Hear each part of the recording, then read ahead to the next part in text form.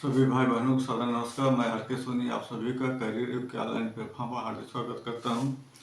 आज का हमारा टॉपिक है लेवागोस्की का सिद्धांत। लेवागोस्की के सिद्धांत के अंतर्गत मैं आपको बताऊंगा टॉपिक क्या है आज का। लेवागोस्की लेवागोस्की लेवागोस्की इनकी थ्योरी हम लोग पढ़ेंगे और इन्होंने कई तरीके से अपने सिद्धांत को प्रतिपादित करने का प्रयास किया है। यानी इन्होंने अपने सिद्धांत को समझाने के लिए या संपूर्ण सिद्धांत को समझाने के लिए बहुत सारे अन्य सिद्धांत भी दिए हैं। उन्हीं सिद्धांतों में से कुछ सिद्धांत है जिसको आज हम लोग यहाँ पर डिस्कस करेंगे या पढ़ेंगे। तो लेवागोस्की का जो सिद्धांत होता है उन्हीं सिद्धांतों में से एक सिद्धांत है आपका, पहला सिद्धांत है सांस्कृतिक उपकरण। सांस्कृतिक उपकरण पहला क्या है? सांस्कृतिक उपकरण। ठीक है ना। इसे अंग्रेजी में कहा जाता है कल्चरल, CULTURAL टूल्स। ठीक है। दूसरा इसमें आता है मनोवैज्ञानिक उपकरण। मनोवैज्ञानिक उपकरण कौन सा आता है? मनोवैज्ञानिक उपकरण। पहले हम लोग देखेंगे कि आज की क्लास में हम लोग क्या क्या पढ़ेंगे। तो मनोवैज्ञानिक उपकरण है, इसको अंग्रेजी में कहा जाता है साइकोलॉजिकल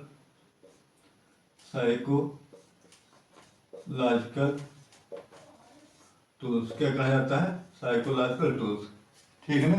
यानी पहला हम लोग आज जो पढ़ेंगे इनके लेवागोस्की के सिद्धांत में, उसमें से हम लोग पहला पढ़ेंगे सांस्कृतिक उपकरण, जिसे अंग्रेजी में कल्चरल टूल्स कहा जाता है। और दूसरा हम लोग पढ़ेंगे मनोवैज्ञानिक उपकरण, जिसे अंग्रेजी में साइकोलॉजिकल टूल्स कहा जाता है। और तीसरा पढ़ेंगे हम लोग पारस्परिक पारस्परिक पारस्परिक शिक्षण। तीसरा क्या पढ़ेंगे? पारस्परिक शिक्षण। इसे अंग्रेजी में क्या कहा जाता है? रेसिप्रोकल टीचिंग कहा जाता है। रेसिप्रोकल टीचिंग कहा जाता है। ठीक है ना। क्या कहा जाता है? रेसिप्रोकल टीचिंग कहा जाता है। और चौथा हम लोग पढ़ेंगे आंतरिकीकरण का सिद्धांत। क्या पढ़ेंगे? आंतरिकीकरण का सिद्धांत। आंतरिकीकरण का सिद्धांत। क्या पढ़ेंगे? आंतरिकीकरण का सिद्धांत, जिसे अंग्रेजी में कहा जाता है इंटरनलाइजेशन थ्योरी। INTERNALISATION theory. ठीक है ना। तो हम लोगों ने देखा कि लेवागोस्की के अंतर्गत हमें आज की इस क्लास में क्या क्या पढ़ना है। तो हमें आज की इस क्लास में क्या क्या पढ़ना है, उसमें से पहला क्या पढ़ना है? सांस्कृतिक उपकरण पढ़ना है। सांस्कृतिक उपकरण पढ़ना है। दूसरा क्या पढ़ना है? मनोवैज्ञानिक उपकरण पढ़ना है। और तीसरा क्या पढ़ना है आपका? पारस्परिक शिक्षण पढ़ना है। और चौथा क्या पढ़ना है? आंतरिकीकरण का सिद्धांत पढ़ना है। ठीक है ना। अब हम लोग एक एक करके व्याख्या करेंगे।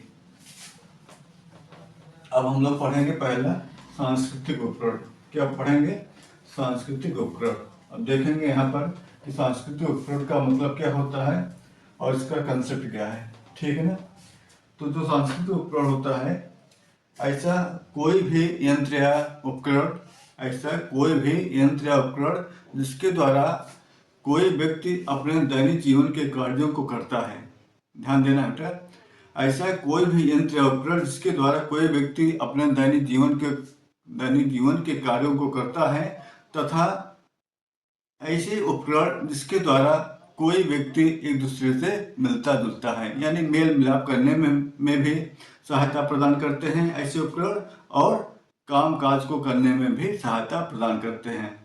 फिर सुनिएगा, ऐसे सभी यंत्र उपकरण जिसके द्वारा कोई व्यक्ति अपने दैनिक जीवन के कार्यों को करता है, और साथ ही साथ ऐसे सभी उपकरण जो किसी व्यक्ति को दूसरे व्यक्ति से मिलाने में सहायता प्रदान करते हैं, ऐसे सभी उपकरण को क्या कहा जाता है? सांस्कृतिक उपकरण कहा जाता है। समझ गए ना। इसका मतलब होता है, आप लिखेंगे ऐसे सभी यंत्र ऐसे सभी यंत्र या उपकरण जिसके द्वारा द्वारा कोई व्यक्ति जिसके द्वारा कोई व्यक्ति अपने दैनिक जीवन के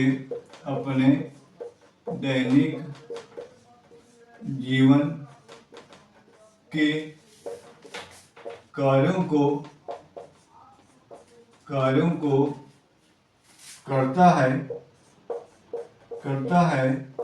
और साथ ही साथ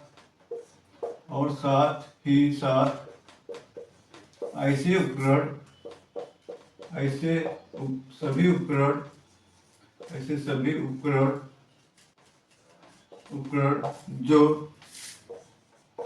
जो किसी व्यक्ति को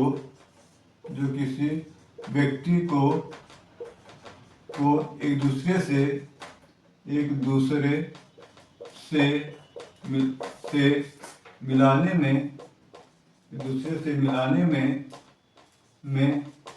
सहायता प्रदान करते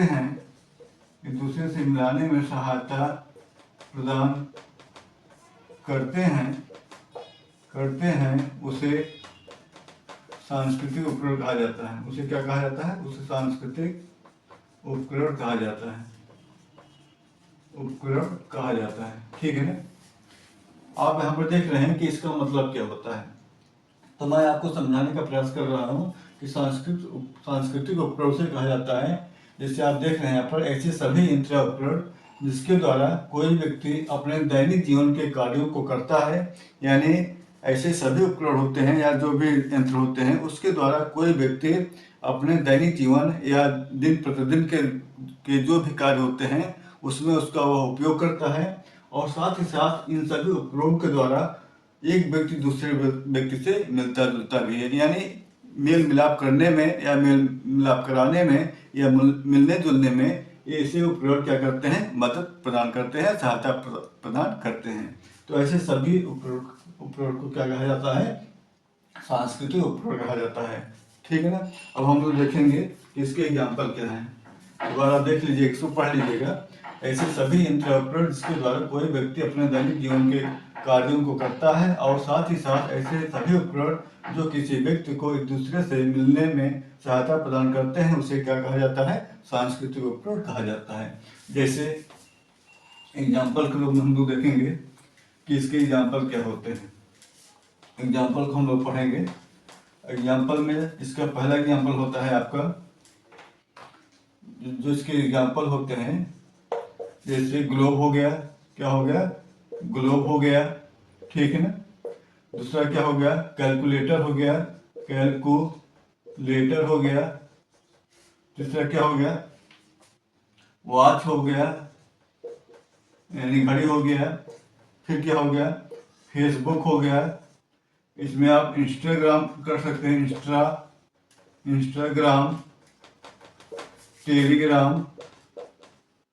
टेलीग्राम आदि। ठीक है ना? यानी यहाँ पर जो एग्जाम्पल मैं आपको बता रहा हूँ, इन सभी एग्जाम्पल्स के माध्यम से कहीं न कहीं कोई व्यक्ति अपने कार्यों को संपादित करता है या इसकी मदद से करता है, और साथ ही साथ जो और मैं आपको एग्जाम्पल यहाँ पर लिखा हूँ, इसके द्वारा कहीं न कहीं एक व्यक्ति दूसरे व्यक्ति से मिलता है। यानी एक दूसरे को मिलाने में ऐसे सभी उपकरण क्या करते हैं? सहायता प्रदान करते हैं। ठीक है ना? अब आपको यह सारी बातें समझ में आ गई होगी। अब हम लोग नेक्स्ट को पढ़ेंगे, दूसरे को पढ़ेंगे। दूसरा है हमारा मनोवैज्ञानिक उपकरण। क्या है? दूसरा क्या है? मनोवैज्ञानिक उपकरण। अब हम लोग दूसरे पॉइंट को पढ़ेंगे, उससे क्या बोला जाता है? मनोवैज्ञानिक उपकरण बोला जाता है। मनोवैज्ञानिक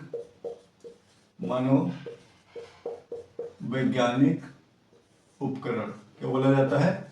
मनोवैज्ञानिक उपकरण बोला जाता है। ठीक है ना? जिसे अंग्रेजी में क्या कहा जाता है? साइकोलॉजिकल टूल्स कहा जाता है। ठीक है? अब यहाँ देखेंगे कि वाइगोस्की के द्वारा यहाँ पर क्या कहा गया है। वाइगोस्की के अनुसार ऐसे सभी यंत्र उपकरण जो किसी व्यक्ति को अपने विचारों को प्रकट करने में सहायता प्रदान करते हैं, उसे मनोवैज्ञानिक उपकरण कहा जाता है। यहाँ पर वाइगोस्की के अनुसार ऐसे सभी यंत्र उपकरण ऐसे सभी यंत्र या उपकरण जो जो किसी व्यक्ति को जो किसी व्यक्ति को जो किसी व्यक्ति को अपने अपने विचारों को प्रकट करने में अपने विचारों को प्रकट करने में सहायता प्रदान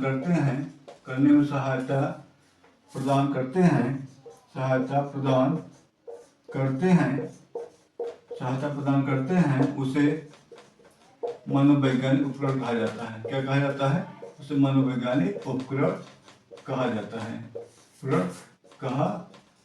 है। ठीक है ना? क्या कहा जाता है? मनोवैज्ञानिक उपकरण कहा जाता है।